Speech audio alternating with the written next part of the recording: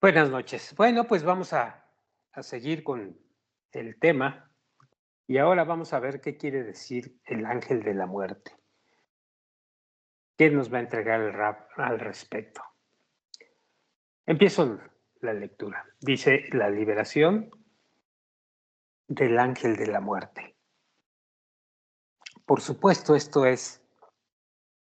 esta liberación del ángel de la muerte es cuando ya el estudiante está en la Kabbalah. Antes de la Kabbalah no existe esto, todo es en la Kabbalah y en el estudio de la Kabbalah y en el camino de la espiritualidad.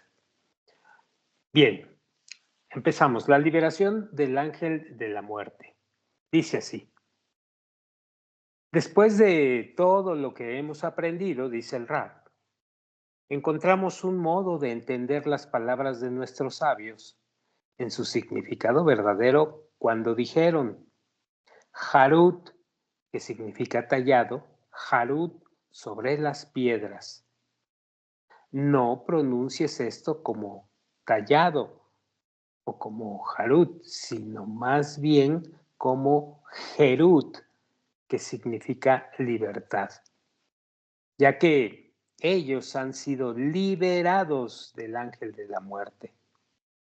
Por eso se ha dicho en los artículos, como dice la frase, la revelación de la piedad Matan Torah. Y también la frase, la garantía Ha-Harbut, que antes de la recepción de la Torah, ellos habían tomado sobre sí mismos terminar con cualquier característica privada, al grado que es expresado en las palabras un reino de sacerdotes, Mamlehet Kohanim, ya que habían asumido el objetivo de la creación, es decir, el serles fieles en igual forma en como Él concede y no recibe. Así ellos van a conceder y a no recibir,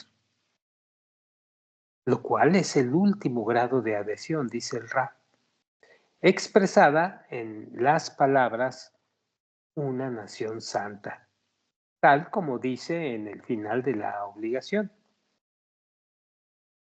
Así pues, dice el Rab, ya te he llevado a comprender que la esencia del hombre, es decir, su yo, definido en el deseo de recibir, es solo la mitad y no puede existir sino por haberse vestido en alguna imagen de alguna pertenencia o la esperanza por alguna pertenencia. Porque solo entonces nuestro asunto estará completo y podrá ser llamado la esencia del hombre y no simplemente un ser humano.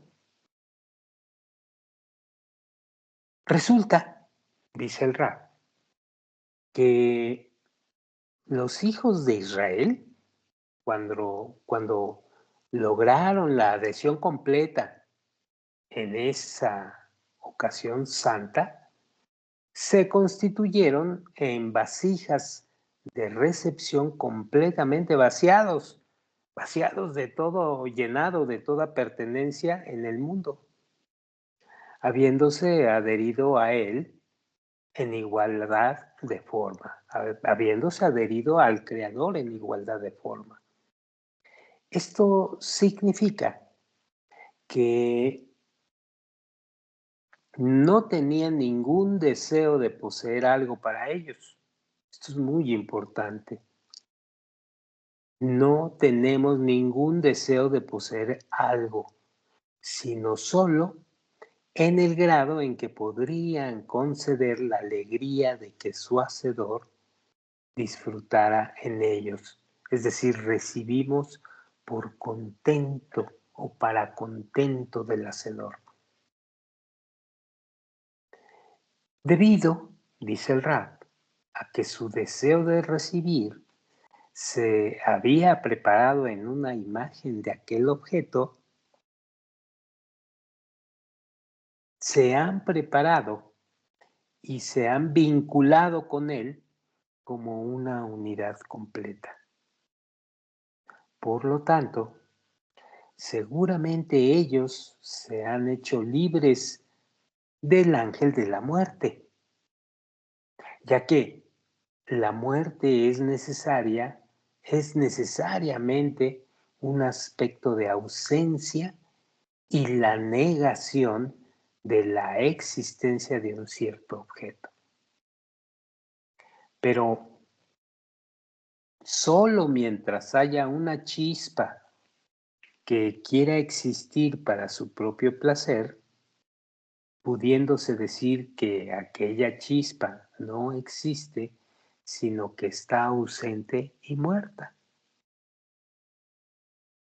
No así en caso de que no se encuentre una chispa en el hombre, sino que todas las chispas de su esencia se vistan o se visten para el otorgamiento del contentamiento a su hacedor. Entonces no estará ni ausente ni muerto, porque incluso cuando el cuerpo se anula, solo lo hace desde el aspecto de la recepción para su propia satisfacción, en la que el deseo de recibir es preparado y no tiene ningún derecho de existir sino a través suyo. Sin embargo, cuando se aspira al objetivo de la creación, Dios tiene contentamiento de eso, pues se ha hecho su voluntad, encontrándose que la esencia del hombre, la cual se viste de su contentamiento, logra la inmortalidad total, tal como el Creador, dando como resultado el ser liberado del ángel de la muerte, tal como dice el Midrash. Dice así: la libertad del ángel de la muerte, y en la Mishnah, en Avot 86, Harut, que significa tallado, sobre las piedras, no pronuncian tallado o Harut, sino más bien Jerut, que significa libertad. Porque no hay ningún hombre libre, sino el que estudia la Torá.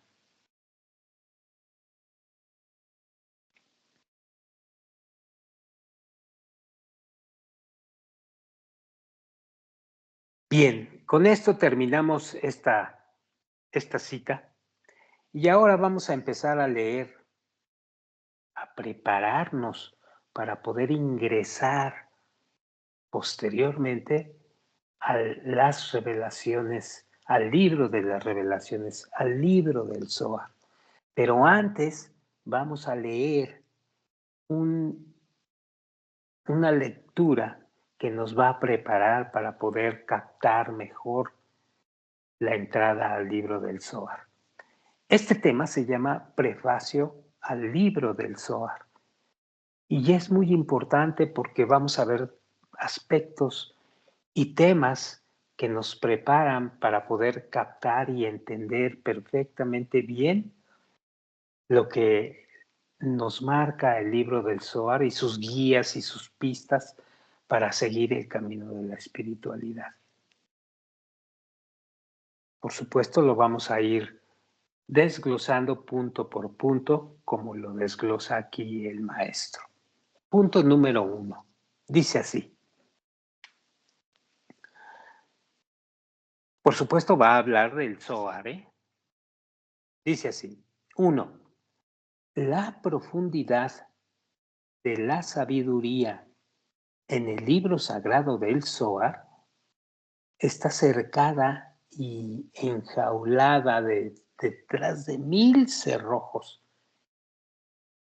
Y nuestra lengua humana, dice el Rab, es demasiado pobre para proveernos de suficientes expresiones fidedignas para interpretar algo hasta su final.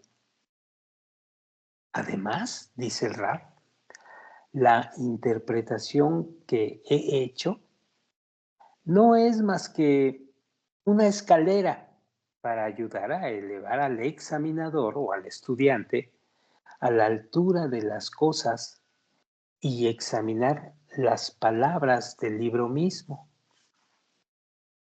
Por lo tanto, dice el Rab, he visto necesario preparar al lector. Prepararlo para darle un camino y un acceso a definiciones confiables, concernientes a cómo debería contemplar y estudiar el libro del Zohar. Punto número 2. Al principio, dice el Rab, y esto no se olvide de llevarlo a cabo, al principio, uno debería estar alerta de que cada concepto discutido en el libro del Zohar, ya sea en el lenguaje de las leyendas o cuentos, que se llama lenguaje de Agadá, ya sea que concierne a las 10 sefirot, es decir, Kahaf, Hagat, Neim, que es Keter, Jokma, Binah, Hagat, que es Gesed, Geburah, Tiferet, y Neim, que es Netzachot y Yesod y Malhut, y sus combinaciones entre todos, lo mismo que el lenguaje hablado, consistente en 22 letras con sus diversas permutaciones, las sefirot son enteramente adecuadas para revelar la esencia de cualquier objeto o aprendizaje. Así también son suficientes los conceptos y las permutaciones de las 10 sefirot para revelar la sabiduría entera contenido en el libro del cielo, en el libro del Zohar. Sin embargo, hay 3 limitaciones. Digo, por supuesto, estas son palabras mías, por supuesto, necesitamos saber cuáles son esas 10 sefirot, mínimo, para poder entender esto. Y ya que nos las hemos aprendido, entender a qué cualidades se está refiriendo cada una de las 10 sefirot. Y es importantísimo captarlo y entenderlo y saberlo, porque si no, las guías en el libro del Zohar van a estar incompletas y no vas a poder dar el paso o el suficientemente firme para caminar en la espiritualidad. Entonces, primero, el cero de todo esto es que hay que entender qué significan las sefirot y qué cualidades dan. Luego, seguimos con estas recomendaciones que da el Rab. Y sigo con esas recomendaciones. Sin embargo, hay 3 limitaciones con las que uno debe de ser prudente, dice el Rab, y no debe excederse al estudiar las palabras del libro. Primero, las presentaré brevemente y luego las explicaré a detalle, dice el Rab. La primera limitación. Existen 4 categorías en las conductas del conocimiento. Repito esto. Existen 4 categorías o 4 clasificaciones ¿En qué? En la conducta, en los actos que llamamos recibir el conocimiento. Y son, la primera es materia, la segunda, la forma vestida en la materia, la tercera es la forma abstracta y la cuarta es la esencia.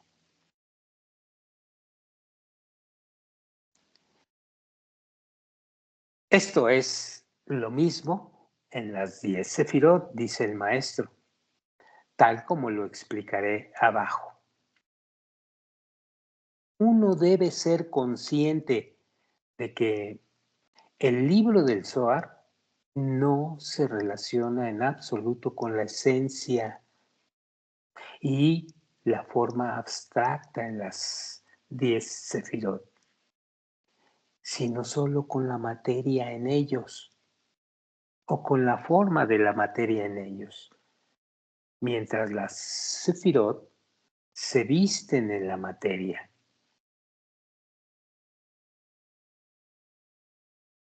¿Quién es la materia?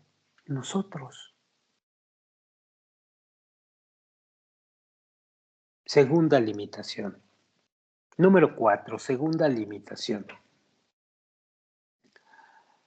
La divina realidad comprensible concerniente a la creación de las almas y a las conductas de su existencia son discernidas por nosotros en base a 3 discernimientos. Número 1, el discernimiento de Ein Sof, o lo que significa infinito. El discernimiento que podemos tener sobre el mundo de Atzilut o en el mundo de Atzilut. Y número 3, los 3 mundos llamados Briah, Yetzirah y Asiyah, de los cuales ya tenemos conocimiento. Voy a repetir esto. Segunda limitación. La divina realidad comprensible, concerniente a la creación de las almas y a las conductas de su existencia, son discernidas por nosotros, son estudiadas por nosotros en base a 3 aspectos o en base a 3 discernimientos. El discernimiento que se da en el Ein Sof o en el infinito, el discernimiento que se da en el mundo de Atzilut y el discernimiento de las almas o de la creación de las almas cuando aparecen o están presentes en los mundos de Briah, Yetzirah y Asiyah. Así que, sábete que el Zohar se relaciona solo con los mundos Briah, Yetzirah y Asiyah. Esto es muy importante, porque es el proceso en estos mundos, es el proceso justo de la corrección, en el que toma participación el estudiante o el individuo que quiere hacer la transformación o la corrección general de su alma. Entonces, el libro del Zohar va a hablar solamente de lo que sucede en la corrección en los mundos de Briah, Yetzirah y Asiyah.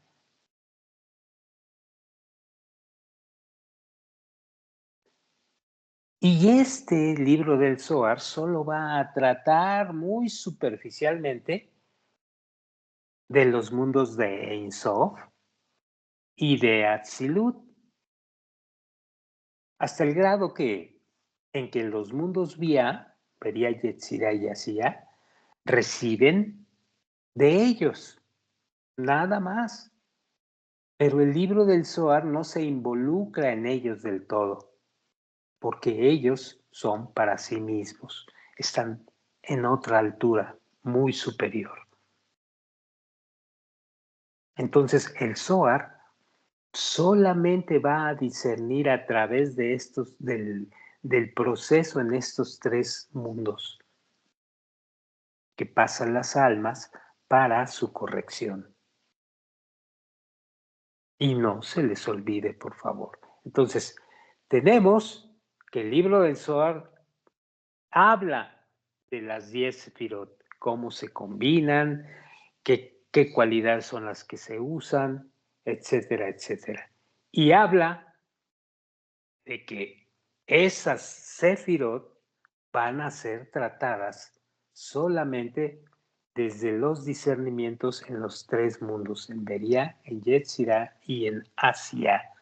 No va a hablar en absoluto del mundo superiores como Atzilut o el mundo del infinito, porque se está refiriendo a la corrección del alma del hombre. Y ahí con eso tenemos más que suficiente. Bien, vamos con la tercera limitación.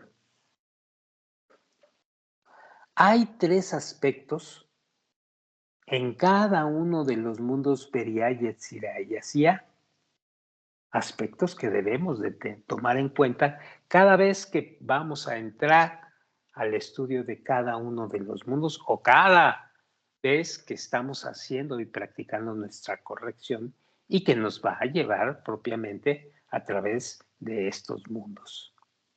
Hay tres aspectos. El primero, obviamente, son las 10 sefirot, los cuales son la divinidad que brilla en ese mundo, las cualidades que vamos a tener.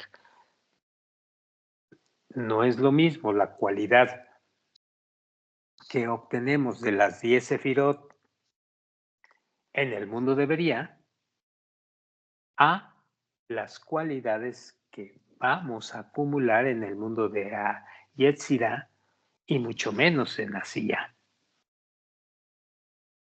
Entonces, número 1, los aspectos.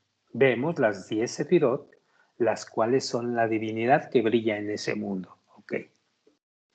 Número 2, pues las almas y los espíritus de las personas que estamos tratando de identificar esas pistas, esos 10 sefirot y en esos mundos, ¿sí?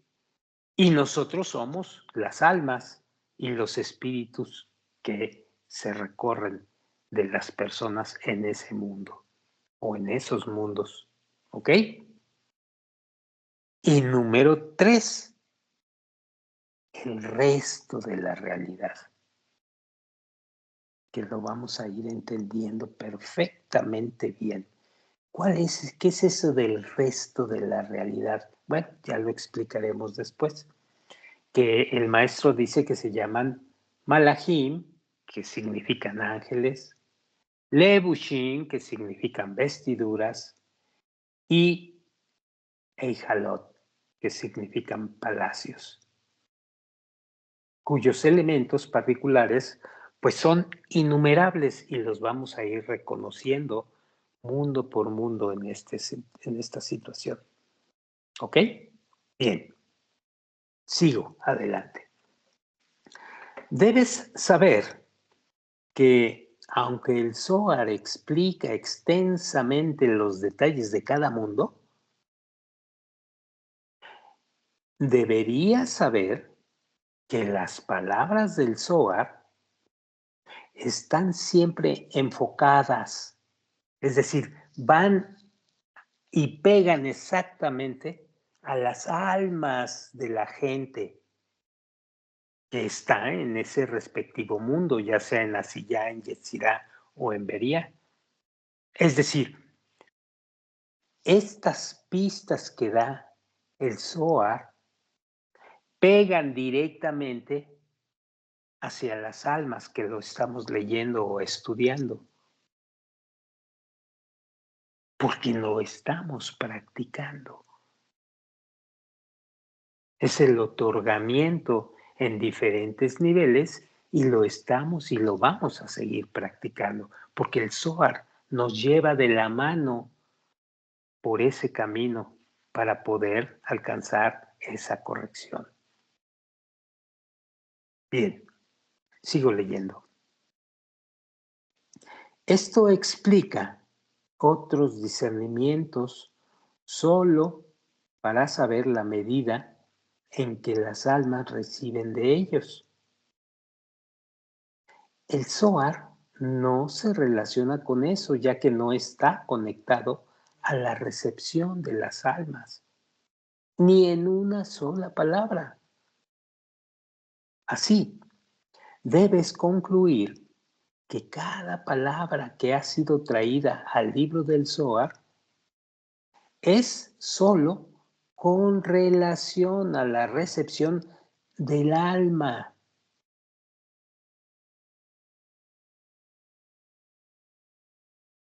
Estos tres discernimientos, dice el Rab, son muy severos, son muy firmes.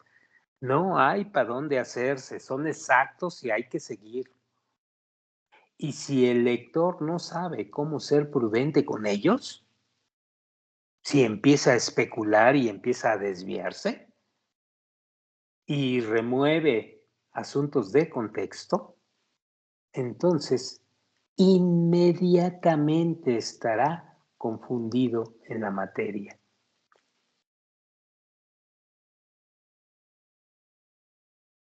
Por esta razón, dice el Rab, me he visto en la necesidad de complicar y expandir el entendimiento de estas tres limitaciones tanto como pueda, de tal manera que serán comprendidas por todo el mundo. Estos tres discernimientos fundamentales son muy severos, lo repito, y se deben de seguir al pie de la letra. Y si el lector no sabe cómo ser prudente con ellos y remueve asuntos de contexto, entonces inmediatamente estará confundido en la materia y hay que salir de esto. No hay que seguir en el Zohar, porque te va a llevar a un laberinto que te va a confundir y finalmente te va a expulsar.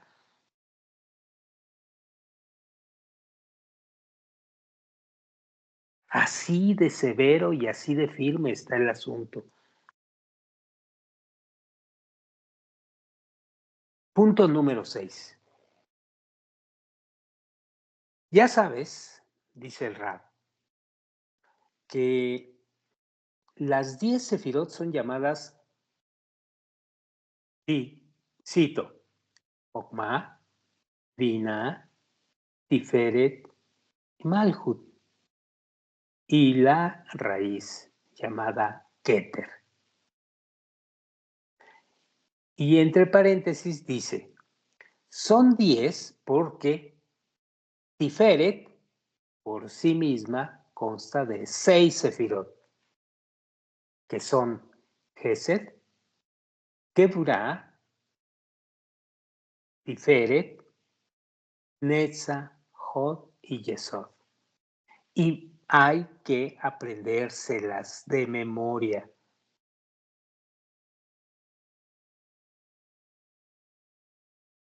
Recuerda eso en todos los lugares donde estamos acostumbrados a decir 10 sefirot, que son las iniciales Hub Tum. Cuando veas esta inicial en el Zohar, estará el Zohar refiriéndose a estas 10 sefirot Hub Tum.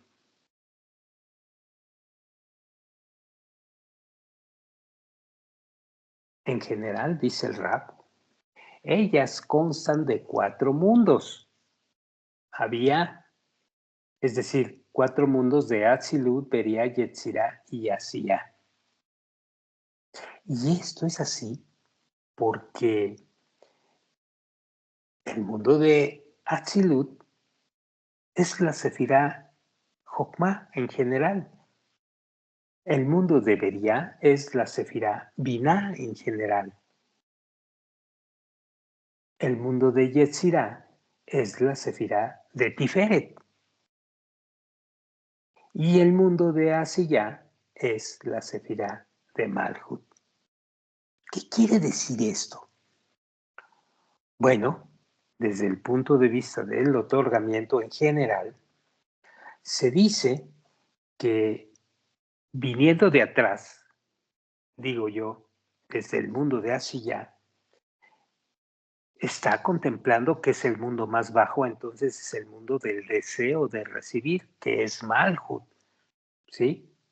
Pero luego avanzas al mundo de Yetzirah, donde ahí te empiezas a relacionar con la cualidad de Tiferet, es decir, con la cualidad de que te empiezas a habilitar en la izquierda, en la derecha y en la media, y ya sabes el proceso de transformación. Esto te va a llevar al mundo de Briah, que es la Sefirá divina en general. Es decir, el deseo de otorgar ya va a ser completamente adquirido por ti en este mundo, porque ya lo has venido trabajando en Yetzirah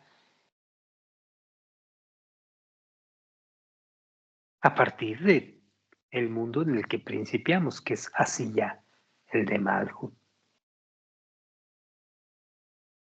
Y finalmente llega la sabiduría,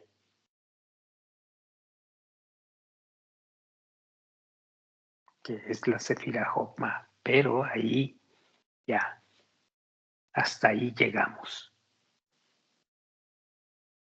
Bien, en general, vuelvo a repetir esto, ellas constan de 4 mundos de Abía. Esto es así porque el mundo de Atzilut es la Sefirá Jokma, el mundo de Briah es la Sefirá Bina, el mundo de Yetzirah es la Sefirá de Tiferet y el mundo de Asiyah es la Sefirá de Malhut. En particular, no solo todos y cada uno de los mundos tienen 10 Sefirot, Huptum, sino aún el menor elemento en cada mundo tiene esas 10 Sefirot Huptum, tal como está escrito en la introducción en el ítem 44, 51 y 61.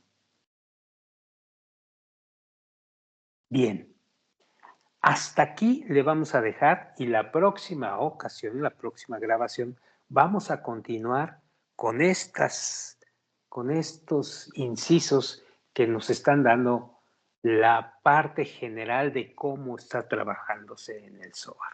¿Ok? Por lo pronto, tenemos que entender que según lo que hemos visto, en el libro del Zohar se va a referir básicamente a las 10 sefirot. Se va a referir básicamente a los mundos espirituales que hemos estudiado antes. ¿Sí? Y esos mundos tienen cierto color. Y básicamente se va a referir a que todo esto se va a incluir en el proceso práctico de corrección del alma o del hombre que lo está leyendo, dándole cierto tipo de revelaciones que más adelante vamos a obtener nosotros con estos estudios. Y que el proceso es gradual desde un deseo de recibir Malhut hasta el deseo de otorgar y que nos va a llevar a la sabiduría. ¿De acuerdo? Ok. Bueno, para la próxima ocasión empezaremos en el punto número 7. Por hoy le paramos, muchas gracias y nos vemos a la siguiente ocasión.